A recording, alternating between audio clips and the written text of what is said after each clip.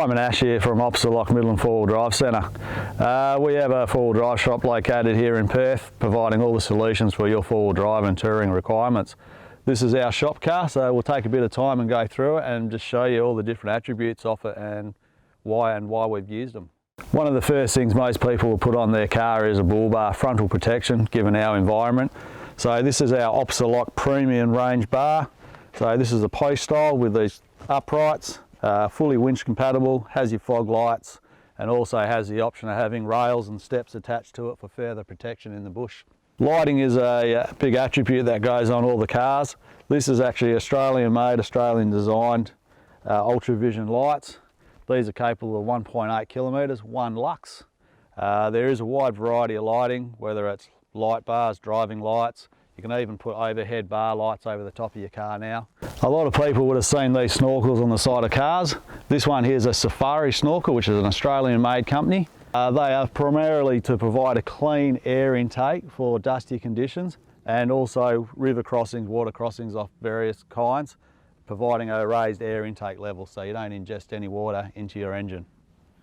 On our vehicle, we've actually chosen the Tracklander locally made 3/4 rack. So this is what you call a platform style. So there's no high sides on it, nice low and flat, lower profile, solar panels mounted up there, recovery tracks are mounted up there, awnings on the other side, self-fire booster, and even the trusty old shovel. So you have the options for like a 3/4 like this, or you can also go like a full length, just depending on what your oil requirements are. Also put a long range tank in. I've got a Brown Davies 180 litre fuel tank underneath to increase our range. With that, you do lose where to put a spare, so that leads to the next part of the puzzle, which has been the twin wheel carrier. OUTBACK accessories, a local made one again. So that enables us to carry our spare tyre and an additional spare tyre for the longer trips. Also offers rear bar protection, also has recovery points. The draw system we've chosen for our 200 is the MSA draw system. The drawers actually open all the way, which gives you full access to the rear off the drawer, not half hidden underneath the top. They come with a lifetime warranty as well.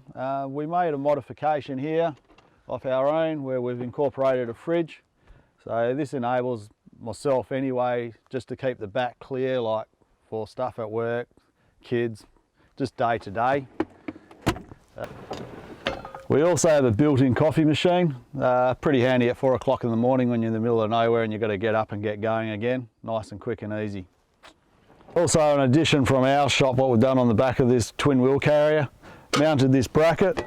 This table here is straight off the shelf from Clearview.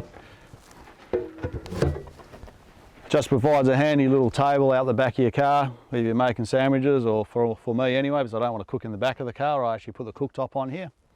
With our 12-volt battery system in here, we've chosen the INTERVOLT charger. We're running a Revolution 100 amp hour lithium battery, and off that is feeding the inverter to run the induction cooktop, to run the coffee machine. Has 170 watts of solar on the top. In the back of the drawers we'll show you, there's the control panel for all the electrics and that, and even like nowadays, our phones, which don't encourage you to take camping. But basically connect that up and you can see exactly what your battery's doing without even having to come and check your car. Also with our car, we have the inbuilt air compressor.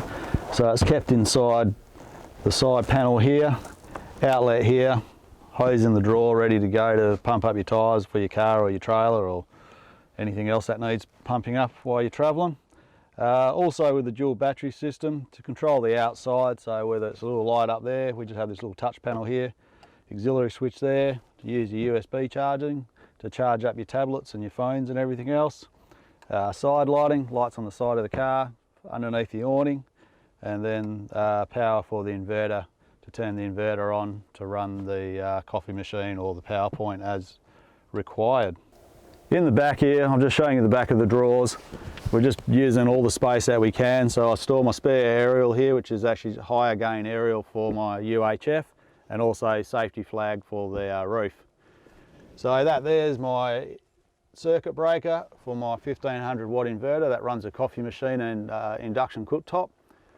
That there is your controller and monitor for the INTERVOLT charging system, and then I've also put an additional monitoring system on with the Victron.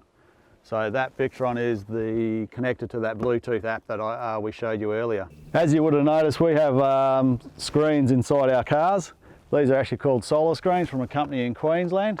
So they provide insulation for your vehicle.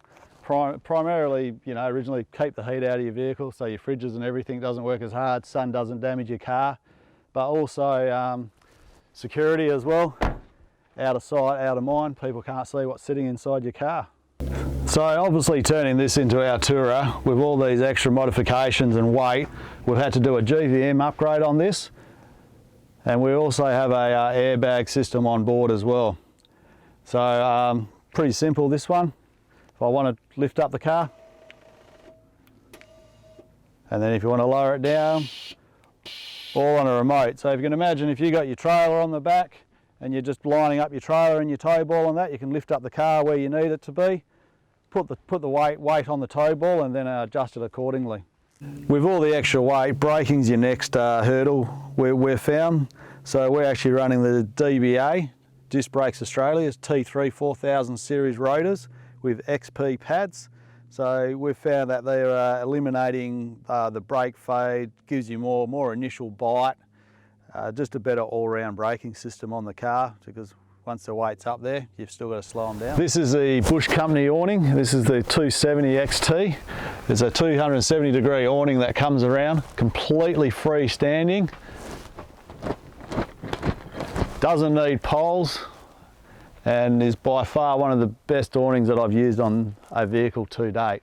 Fitted in the car, we have the Stockwell Extreme lock-up kit. So that's actually a torque converter kit that enables your gearbox to lock the torque converter up, keeping it cooler, reducing your revs, in turn, you know, saving the life of your gearbox, and also a few dollars on petrol depending on how you want to drive it. So we can bring our temperatures down. So for instance, at the moment we're 66 degrees. We don't have any load variance. So I don't know if you just heard that. I hear the revs jump back up. The torque converter's disengaged, and now I'm already up at 76 degrees, and it's just steadily climbing. So without locking up the torque converter in these cars, you will heat up your gearbox, especially when you're towing. And then also with the Extreme kit, we do have the option of the low speed selection, simply by bringing it over to S mode, and then also in low range 4-wheel drive.